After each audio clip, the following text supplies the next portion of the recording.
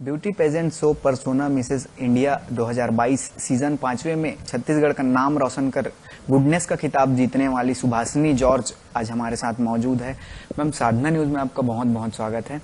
सबसे पहले जय जोहार। ये जो है अभी आप जीत के आई हैं 1 से 5 जुलाई तक मुंबई में एक पूरा आयोजन, किस तरह का रहा, कैसा एक्सपीरियंस रहा, हमारे दर्शकों के साथ शेयर करेंगे। जैसा कि ये एक ब्यूटी पेजेंट था और आप देख रहे हैं कि इसका टाइटल जो है वो मिसेस इंडिया है ना। तो मिस इंडिया अब तक होता था, मिसेस इंडिया जो है वो एक अलग प्लेटफॉर्म था। और पर्सोना मिसेस इंडिया की खासियत ये है कि ये उन महिलाओं को के टैलेंट को ये सामने लाने के लिए एक मंच देता है। इसमें पर्सोना का ये सीजन 5 था और बीच में कोविड चलते हुए भी ऑनलाइन ऑडिशंस हुए, ऑनलाइन सारा कुछ हुआ और लोगों ने ऑनलाइन भी खिताबें जीता। लेकिन इस साल सब कुछ नॉर्मल था तो बड़े जोश के साथ इसको फिर से एक बार सीजन 5 को जो है वो रखा गया। और इसमें ऑडिशंस हुए विभिन्न शहरों में, नामचीन शहरों में इसमें ऑडिशंस हुए जिसमें कि महिलाओं ने बहुत बढ़ कर हिस्सा लिया और एक से एक प्रतिभाएं इसमें सामने आई। क्योंकि मिसेस कैटेगरी का फायदा सबने लेना चाहा और सोचा कि एक समय के बाद ऐसा लगा कि उनके लिए कोई मंच, एक अच्छा मंच मिला है।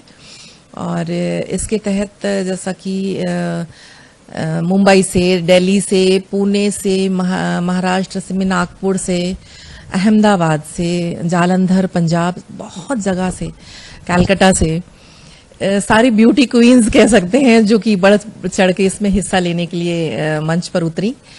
लेकिन सिलेक्शन तो कुछ लोगों का ही होना था। इसमें इनका 40 लोग को इनको फिनाले के लिए इनका टारगेट था सिलेक्ट करने का। तो ऑल ओवर इंडिया इन लोगों ने 40 लोगों का सिलेक्शन जो है वो एज अ फिनालिस्ट इन लोगों ने किया था। और छत्तीसगढ़ से, रायपुर शहर से मेरा सिलेक्शन हुआ। तो ऑफलाइन तो मैं ऑडिशंस नहीं दे पाई थी, तो मैंने ऑनलाइन ही अपना सारा ऑडिशंस और वीडियोस के माध्यम से मैंने अपनी सारा कुछ भेजा इस पर्सोना में।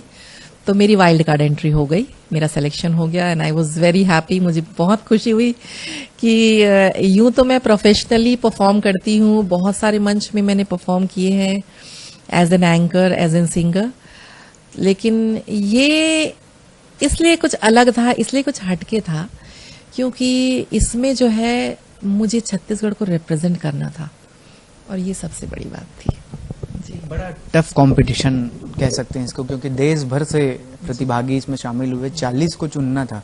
आप भी उस 40 में शामिल थी। कितना टफ था ये कंपटीशन, क्योंकि 40 में जगह बनाना बड़ी मुश्किल चीज है, उसके बाद फिर फिनाले में जाना और उसको फिर जीतना। जैसा कि आप कह रहे हैं आसान नहीं था ये, है ना। तो तैयारी बहुत लगती थी, confidence, it's all about confidence. और अगर आपके अंदर कॉन्फिडेंस है तब तो फिर आप उतनी बड़ी, मतलब आप समझिए माया नगरी मुंबई जिसको बोलते हैं, एवीएम स्टूडियो जहां पर ये प्रोग्राम जो है फिनाले जो होना था, इसकी पूरी हमारी स्टेज कोरियोग्राफी हुई थी। मतलब परिमल मेहता जी जो वहाँ के नामचीन कोरियोग्राफर हैं, जो बड़े बड़े फेमिना, मिस इंडिया वगैरह को कोरियोग्राफ करते हैं और बहुत ही जाने माने कोरियोग्राफर हैं। और इनकी कोरियोग्राफी में हमें ये रैंप करना था। तो he was very strict, he had been very strict to all of us. मतलब ऐसा था कि उन्होंने अगर बताया आपको और अगर आपने अटेंटिव नहीं रहे, थोड़ा सा भी आपका ध्यान इधर उधर भटका तो बहुत जोर के डांट पड़ती थी। मतलब इतना टफ था, घंटों we were not allowed to sit, मतलब हील्स पहन के, स्टेलेटोज पहन के आपको वॉक करना है। और उसके अलावा घंटों, मतलब आपका टर्न आएगा, जो कोरियोग्राफी होती है उसमें आपके पेयर्स बनते हैं, क्लस्टर्स बनते हैं, तो उसके अलग अलग स्टेप्स होते हैं। और जब वो सिखाते थे तो हमको वो वॉक करके हमको प्रैक्टिस करनी होती थी। और यकीन मानिए कि 3-3 घंटे नॉन स्टॉप हम खड़े रहते थे और हम वॉक करते थे। हमारे पैरों में दर्द होता था, रात में पैर लिटरली सूज जाते थे हमारे। 12 बजे के पहले तो हम बेड पे जाते नहीं थे, और इतनी ज्यादा दर्द और तकलीफ होती थी, ऐसा लगता था कि फाइनल के दिन में कहीं ये ना हो कि पैरों में इतनी तकलीफ बढ़ जाए और हम चल ही ना पाए। लेकिन it was all about confidence and hard work. एक चीज होती है, जब आप स्वयं से तैयारी करके जाते हैं तो वो चीज थोड़ी आसान लगती है, लेकिन जब कोई कोच करता है, कोई सिखाता है, तब वो बड़ी मुश्किल होती है, और उसमें आपको वो चीज करना है जो वो चाह रहे हैं, जो वहां पर प्रेजेंट करना है, वो उस दौरान काफी मुश्किल होती है। आपने इसको कैसे समझा और किया? जैसा कि हर कोई अपनी तैयारी अपने लेवल पे, हम स्क्रीन पे देखते थे मॉडल्स को रैंप करते हुए, तो बेटी ने भी कुछ गाइड किया कि मॉम इसको ऐसा चलना है, ऐसे रहना है, हाथ को ऐसे करना है मूव, पैरों को ऐसे मूव करना है, ऐसे पोज करना है। वो तो ठीक है, वो हमारी अपनी तैयारी थी। लेकिन आपने बिल्कुल सही सवाल किया कि जब हमें कोच के द्वारा जब सिखाया जाता है और फिर हमको परफेक्शन, उनके नजरिए से हमको परफेक्शन लाना पड़ता है, सीखना पड़ता है सब चीजों को, तो वो चीज थोड़ा टफ था, थोड़ा नहीं बहुत टफ था, क्योंकि हम जो सीखे होते हैं वो कुछ और होता है, और वो जब वो सिखाते हैं तब हमको डिफरेंस समझ में आया। और यूं भी हुआ कि हमें इतनी डांट भी पड़ी, लेकिन कहते हैं ना कि बगैर डांट खाए नहीं सीख सकता एक बच्चा को। जब हम स्कूल में, क्योंकि मैं एक एजुकेटर भी हूं, तो वो चीज मुझे तब समझ में आई कि वाकई भाई बच्चों को डांट फटकार जो है वही उन्हें परफेक्ट करती है। तो वहां पर हम कंटेस्टेंट थी, तो हमसे भी मिस्टेक्स हुई और डांट भी खाए। आई वॉज किक्ड आउट जब मैंने वो पोज नहीं कर पाई, बोले कि अभी तक आपने एस पोज नहीं सीखा, रात भर आपने क्या किया, आपने प्रैक्टिस ही नहीं किया जो हमने सिखाया। उन्होंने मुझे बाहर भेज दिया, बोले बरामदे में जाओ और जाकर के प्रैक्टिस करके आओ, और जब लगता है कि तुमने परफेक्ट, तुमने तैयारी तुम्हारी हो गई, तब अंदर आना। मैं बाहर निकली और बाहर निकल के मैं उस चीज को प्रैक्टिस करते गई, कम से कम 15 मिनट में बाहर रही और मैंने उस चीज को प्रैक्टिस किया। और जब मुझे लगा कि हाँ नाउ आई हैव लर्नड, फिर मैं अंदर आई। मैंने बोली सर अब मैं करके दिखाऊं। तो लाइक दिस, मतलब हमें बहुत डांट पड़ती थी, और ये डांट ही है ना, उनकी सख्ती है जो हमें परफेक्शन क्या होता है जिससे हम सीख पाए। ये जो चीजें होती हैं काफी बारीकी की चीजें हैं, काफी हर एक चीज को आप चल कैसे रहे हैं, कैसा आपका मूवमेंट है, ये सारी चीजें ध्यान देनी पड़ती है। 40 लोग आप लोग थे, उसमें आप बेटर हुई और आज जीत के आई हैं। कैसे इसको मैनेज करते थे, कैसे, क्योंकि एक एक मूवमेंट आपके वहां पे देखी जाती थी। बिल्कुल सही कहा आपने। इसमें सिर्फ हमारा रैंप ही नहीं था, इसमें था कि जैसे ही हम होटल में चेक इन करेंगे, चेक इन करने के बाद हमारी जजमेंट शुरू हो जाएगी। ये उन्होंने कहा था कि the moment you check in, आप वहीं से जज होंगे कि the way you behave with the staff, चाहे वो होटल हो, चाहे आपके कोच हो, चाहे आपके मेंटोर्स हो। क्योंकि इतने सारे हमारे जो एक्सपर्ट्स जो आते थे, मेंटोर्स आते थे, डेंटिस्ट हो गए, हमारे योगा सेशंस होते थे, फिटनेस सेशन होते थे, और ब्यूटिशियंस वहां पे आए, है ना, सबने अपने अपने टिप्स दिए, सबकी क्लासेस होती थी।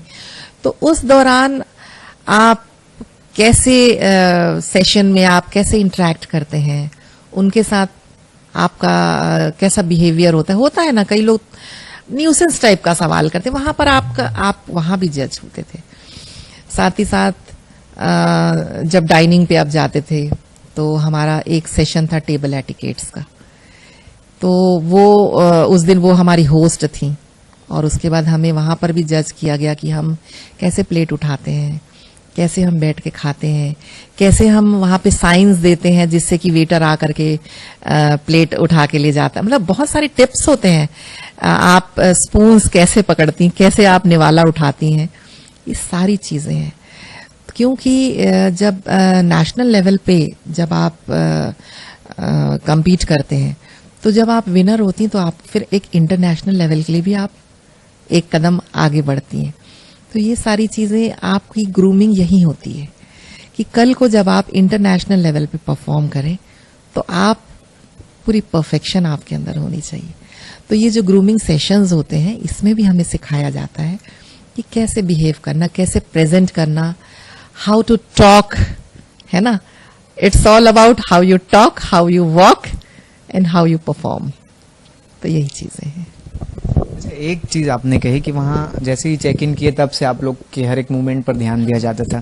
कई बार ऐसे हो जाता है, याद नहीं आता दिमाग में और कुछ गलतियां हो जाती है, तो वो उस टाइप का आपके साथ हुआ कुछ? अगर हुआ है तो फिर वो कैसा रहा एक्सपीरियंस? खैर गलतियां इसलिए नहीं हो पाई, यूजुअली वहां पे लोग गलतियां करते थे Q&A राउंड में, क्योंकि जब Q&A राउंड होता था तो प्रश्न तो कुछ भी पूछे जा सकते हैं, है ना। और ठीक है, नो डाउट आप बहुत स्लिम ट्रिम फिगर होंगी, मिसेज होने के बाद भी, 2 बच्चों की माँ हो गई, उसके बाद भी आपने अपने आप को परफेक्ट रखा, लेकिन जरूरी नहीं है कि सिर्फ उसी पे आपको मार्क्स मिल जाए, है ना। नो डाउट आप बहुत अच्छा वॉक कर रही हैं, बहुत अच्छी खूबसूरत हैं, अच्छी दिख रही हैं, लेकिन यहाँ पर उसके साथ साथ जजमेंट होता था, आप कैसे बोलती हैं, आप कैसे परफॉर्म करती हैं, टैलेंट राउंड में आप अपना कौन सा टैलेंट दिखाती हैं, है ना। तो ये सारी चीजें थी। और मेरे साथ इसलिए थोड़ा सा फायदा मुझे इसलिए मिला क्योंकि ऑलरेडी मैं एक स्टेज परफॉर्मर हूँ, एक एक्टर हूँ, एक एंकर हूँ। तो इस चीज का मुझे फायदा मिला कि आई वॉज वेरी प्रॉम्प्ट, कि जो भी सवाल जवाब मुझसे किए जाते थे, मतलब या तो वो सवाल इतना टफ नहीं रहा ये कह लीजिए, या तो मेरे लिए जवाब बहुत आसान था, तो मैंने बहुत आसानी से वो राउंड्स वगैरह सारे क्लियर कर लिए। तो फंसने वाली बात मेरे ऊपर नहीं आई कहीं, आई वॉज ऑल क्लियर। 5 दिन आप वहाँ थे, पूरा कंपटीशन आपने किया और जीते हैं। वो 5 दिनों का एक्सपीरियंस क्या था? अगर कोई जाना चाहे, वहाँ तक पहुँचना चाहे, तो वो किस तरह की तैयारी करे? जैसे मैंने बताया कि ये सारे जो हैं सोशल मीडिया पे इन लोग अपने जो इनके जो पेजेस हैं, है ना, ये लोग अपना ऑडिशंस वगैरह के डेट जो है ये इन लोग जारी करते हैं। तो अगर आप एक आध जैसा ब्यूटी पेजेंट की जो शोज होते हैं उसको अगर आप लाइक करते हैं पेजेस वगैरह, तो ये फ्लैश करते रहते हैं। रिलेटेड वीडियोस जो है वो देखिएगा, वो फ्लैश करते रहते हैं सोशल मीडिया पे, चाहे फेसबुक पे हो चाहे इंस्टा पे हो। तो उसमें अप्लाई नाउ करके आप अगर उसमें अप्लाई करते हैं एज एन एप्लीकेंट, तो फिर वहां से फिर आपके पास अपने डिटेल्स जब आप शेयर करते हैं तो आपके पास कॉल आता है, आपके पास डेट्स आती हैं कि इस डेट्स में ऑडिशंस होने वाले हैं, और अगर आप उसके लिए अपने आप को एलिजिबल समझती हैं तो फिर इस तरह से सिलसिला शुरू होता है, ऑडिशन राउंड से फिर सेमीफाइनल और फिर ग्रैंड फिनाले। तो मेरा तो यही कहना है कि अगर आपके अंदर कोई प्रतिभा है, और हर इंसान के अंदर कोई ना कोई खूबी होती है, किसी भी महिला को ये नहीं समझना चाहिए कि नहीं वो खूबसूरत है तो वही जा सकती, नहीं, हर इंसान के अंदर उसकी अपनी खूबसूरती होती है। आप एक बहुत अच्छी माँ हो सकती हैं, आप एक बहुत अच्छी बहन हो सकती हैं, एक बहुत अच्छी आप ओवरऑल एक अच्छी बहू हो सकती हैं आप, है ना। आपके अंदर बहुत सारी खूबियां हैं, जरूरत है उन खूबियों को पहचानने की और उसको बाहर लाने की। ये ऐसे सारी प्रतियोगिताओं में एक सबसे अहम चीज हो जाती है, वो है फिटनेस। जहां आपने जीता है वहां भी फिटनेस का विशेष ध्यान दिया जाता था। उसके लिए किस तरह के डाइट्स आप लेती थी, कैसे ये पूरा मैनेज होता था? जैसा कि मैंने बताया कि डेली हमारे फिटनेस सेशंस होते थे। सुबह हमें 6:45 बजे बिल्कुल हमें योगा के लिए और इसके लिए जो भी अलग अलग दिन हमारे प्लान थे, तो आपको 7 बजे आपका फिटनेस सेशन चालू होता था, जो कि 1 घंटे का आपका फिटनेस सेशन होता था। मतलब जो मैंने कहा कि हम 3-3, 4-4 घंटा जो हम रैंप करते थे, प्रैक्टिस करते थे, वो फिटनेस सेशंस में जो हमारे जो एक्सपर्ट्स थे वो इस तरह से हमें एक्सरसाइज जो भी करवाते थे वो ऐसा था, मतलब अब ये चीज समझ में आ रही है कि उसी के बदौलत हम वो 5 दिन जो है पूरे एनर्जेटिक होके और बिना थके हारे, बिना सब कुछ किए, हम उतनी एनर्जी के साथ हम परफॉर्म कर पाए। तो आज ये चीज एटलीस्ट मुझे, पहले मैं थोड़ा सा इतना फिटनेस को मैं थोड़ा सा नेग्लेक्ट करती थी, लेकिन वहां पर मैंने इस चीज को नोटिस किया कि इतना थकने के बाद, कंटिन्यूअसली काम करने के बाद जरा भी थकान कहीं पर महसूस नहीं हुई। तो फिटनेस की वाकई में अपनी वैल्यू है और फिटनेस पे तो खास ध्यान देना चाहिए हमें। एक चीज और है मैम, जैसे फिटनेस की आपने बात कही, वहाँ पे एक एक चीज बारीकी से देखी जाती है फिटनेस को। आप बता रही हैं कि नहीं हो पाता था घर में जब यहाँ पर थी, तो उसी से रिलेटेड एक सवाल है कि घर में रह के आप फिटनेस पे ध्यान नहीं देती थी, वैसे ही एक चीज होती है आप जॉब भी करती हैं, और जॉब के साथ साथ कैसे मैनेज करती हैं इन सारी चीजों पे जब आप जो है आज वहां तक पहुंची हैं, कंपटीशन जीत के आई? फिटनेस के अलावा हमारे डाइट के बारे में भी आपने पूछा था, तो मैं बता दूं हमारे डाइट जो है क्या हम खा रहे हैं, क्योंकि वहां तो बफे लगता था, है ना, और बफे में हमारे पे बिल्कुल नजर रखी जाती थी, हमारे प्लेट्स में हम कितना ले रहे हैं, क्या खा रहे हैं, हमें बोला जाता था कि कितना कार्ब्स लेना चाहिए, कितना प्रोटीन लेना चाहिए, ये सारी चीज़ों की हमें हमारे एक्सपर्ट्स वहाँ थे जो हमें जानकारी देते थे। और रहा सवाल मैनेज का, तो क्योंकि मैं एक एजुकेशन फील्ड से हूँ और मैं एक एडमिनिस्ट्रेशन पार्ट देखती हूँ, तो इसके कारण जो है अगर मैं टीचिंग में रहती तो शायद मैं इतने दिन की छुट्टी अभी नहीं ले पाती। स्कूल खुलते साथ छुट्टी लेना थोड़ा दिक्कत होता है, लेकिन फिर भी मेरे जो स्कूल के मेरे डायरेक्टर सर हैं मोइन सिद्दीकी, जहां मैं काम करती हूँ लिटिल फ्लावर स्कूल में, तो उन्होंने पूरा स्टाफ और मेरे डायरेक्टर सर और मैडम सब ने बहुत कोऑपरेट किया। उन्होंने कहा नहीं आप जाइए, और इसको बिल्कुल हमारी शुभकामनाएं हैं आपके साथ। तो बहुत ज़रूरत होता है कि आपका जहां आप जॉब कर रहे हैं वो आपका फैमिली, ये सारे लोग जब आपको सपोर्ट करते हैं तो नेचुरली आप ये इन चीज़ों को कर पाते हैं। बिना सपोर्ट के आप नहीं कर पाएंगे, क्योंकि अगर आज अगर घर में बच्चे अगर नहीं सपोर्ट करेंगे मुझे कि मॉम आप जाओ हम लोग देख लेंगे यहाँ पे, तो ये सारी चीज़ें मायने रखती है। ये सब जब सब तरफ से आप एकदम निश्चिंत हो जाते हैं कि नहीं मेरे घर परिवार मेरे वर्क फील्ड में सब लोग जब मुझे कोऑपरेट कर रहे हैं तब जाके ये चीज़ हो पाती है। एक चीज है, हर किसी के फील्ड में कोई ना कोई एक ऐसा व्यक्ति होता है जिससे देख के हम सीखते हैं कि हमको भी वैसे ही करना है। आपने किसको देख के सीखा और आज यहाँ तक पहुंची? जी, बहुत अच्छा सवाल किया आपने। मैं हमेशा से अपनी मेंटोर मानती रही हूँ अपनी मैडम को। मैं जब इस स्कूल में जॉब लगी तो हमारी मैडम सिद्दीकी जो हैं, जो आज इस दुनिया में नहीं है, मतलब हमारा स्कूल जो है वो एक माइनॉरिटी स्कूल है, और इस कम्युनिटी को बिलोंग करने के बावजूद वो इतनी ज़्यादा मतलब उनके अंदर क्या बोलना चाहिए, वो इतनी ग्रेसफुल थी, इतनी टैलेंटेड थी वो, मतलब उनके साथ रह के मैं जब वहाँ ज्वाइन करी तो मुझे लगता था आई वॉज अ जीरो। ना तो मुझे बात करने आता था, मतलब मैं ना कॉन्फिडेंस लेवल था, मैं सिर्फ हायर सेकेंडरी थी जब मैंने स्कूल ज्वाइन किया। लेकिन उन्होंने मुझे प्रमोट किया। उन्होंने बोला कि जॉब करते करते साथ बोले नहीं सुभाषिनी पढ़ाई बहुत ज़रूरी है। पहली बात तो उन्होंने मुझे काम के साथ साथ मुझे पढ़ाई के लिए वक्त दिया कि नहीं तुम अपनी पढ़ाई करो, तुम अपने एग्ज़ाम्स आगे की पढ़ाई के लिए, सारा कुछ उनके कोऑपरेशन के बिना नहीं हो पाता था। और मैंने देखा कि उनके अंदर एक अलग ही नूर था। इतनी सारी दीनी मजहबी बातें और एटिकेट्स की बातें, बहुत सारी बातें उनसे सीखने को मिली। 20-20 मिनट आधा घंटे उनके साथ स्कूल आवर्स के बाद उनके साथ मैं बैठती थी, उनसे बहुत सारी बातें सीखने मिलती थी। और फिर मैंने एक समय के बाद मैंने नोटिस किया कि बोलते हैं ना गुरु के सानिध्य में जब एक बच्चा जब सीखता है तो यकीनन उसका कुछ ना कुछ अंश जो है वो उसके अंदर आता ही है, यदि उसके अंदर वो लगनशीलता रहे। तो मैं अपना मेंटोर और अपना गुरु जो है मैं अपनी मैडम को मानती हूँ।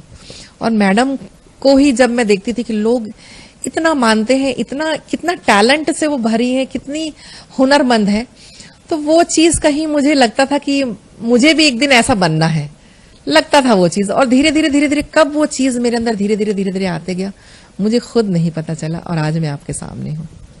आखिरी सवाल है, वो 5 दिन 1 से 5 जुलाई, कोई ऐसी चीज जो हमेशा आपको याद रहेगी, कुछ यादगार चीज? बहुत अच्छा सवाल है आपका। एक चीज तो मैं कभी नहीं भूल पाऊंगी कि सबके लिए वहां पे जो ड्रेसेस जो आए थे वो सारे स्पॉन्सर्स जो होते हैं, जो फैशन डिजाइनर्स जो होते हैं, वो जो सारे कॉस्ट्यूम्स जो हैं वो उनके होते हैं, जिन्हें पहन के मॉडल्स जो हैं वो रैंप करती हैं। तो ड्रेसेस सबके नंबर 21 का ये सबके ड्रेसेस देख देख के ये इसके लिए सबके अलॉट हो गए। अब मेरी मुसीबत तब बढ़ी कि जब मुझे एल साइज मिला और मेरा साइज है एक्सेल। अब मैं वहां बैठ करके कोने में तो फाइनल के दिन में रोने लगी कि बस ये सेकेंड राउंड तो मैं नहीं कर पाऊंगी, क्योंकि ड्रेस ही नहीं आ रहा है। और इतनी अफरा तफरी में और 11th आवर में किसको आप ड्रेस के लिए बोलिएगा। टेलर भी आया, टेलर ने देखा साइड में मार्जिन नहीं है, उसने खोल के दे दिया, टाइट करके दे दिया। अब उसके बावजूद फिटिंग ना हो, अब हम तो बैठ गए रोने की वो हो गया, अब हमारा कुछ नहीं हो सकता। इतने में मैंने एक चीज देखा कि वहां पर जो मैडम थी जो हम लोगों को कोऑर्डिनेट कर रही थी, वो आई फटाफट, वो आ करके उसने उस ड्रेस को इस तरह से फोल्ड्स बना करके उसने पिनअप कर करके मुझे इस तरह से उन्होंने मुझे तैयार कर दिया, रेडी कर दिया कि वो कहीं से लगा ही नहीं कि उसको उसमें कुछ ऑल्ट्रेशंस हुए हैं। और वो लग रहा था कि वो ड्रेस का डिजाइन ही उस तरह से उसको डिजाइन किया गया है। और मैं इतनी खुश हुई, मेरी खुशी की कोई सीमा नहीं थी कि मैं इस राउंड को बहुत अच्छे से अब निभा सकूंगी। और मेरे जो कोरियोग्राफ कर रहे थे सर परिमल जी, वो आके जब देखे तो बोले कि वाह Subhashini, you have done a wonderful job, कुछ हो ना हो तुम तो मेरी विनर हो, क्योंकि तुमने इतने अच्छे से ड्रेसअप किया है। मतलब वो जो खुशी तक का जो लम्हा जो था ना मेरे लिए, मैं बहुत खुश थी। एक पल में रोना आ रहा था और दूसरे ही पल में इतनी खुश हो गई कि नहीं, नाउ आई कैन परफॉर्म। उस चीज को मैं कभी नहीं भूलूंगी, मुझे बहुत अच्छा लगा वो चीज। बहुत धन्यवाद।